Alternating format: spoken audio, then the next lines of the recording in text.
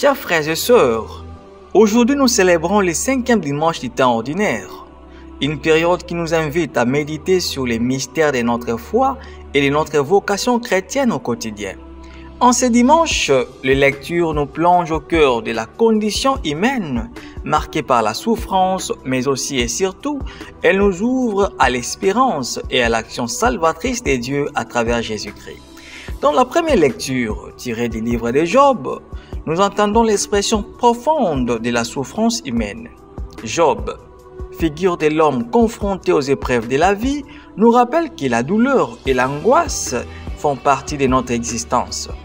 Cette réalité de la souffrance trouve une résonance particulière dans notre monde actuel, où tant de nos frères et sœurs vivent des moments d'affliction et de désespoir. Cependant, l'évangile selon Marc nous offre une lumière d'espérance.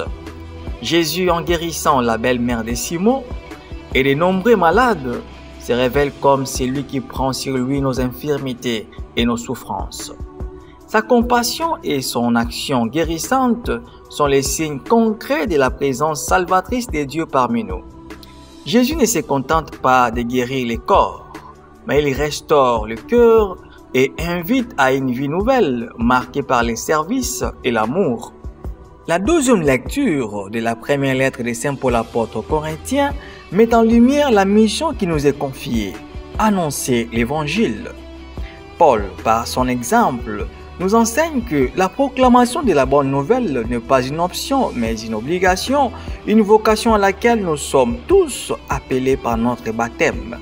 Il nous rappelle que, à l'image du Christ, nous sommes envoyés dans le monde pour être témoins de son amour et de sa miséricorde.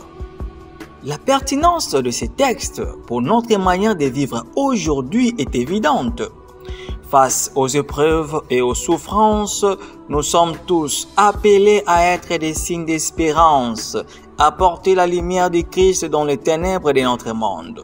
Notre foi nous pousse à agir, à soulager la souffrance de nos frères et sœurs, à nous faire proches des marginalisés et des oubliés, et à annoncer la bonne nouvelle de la guérison et du salut offert par Jésus. Vous voyez, non?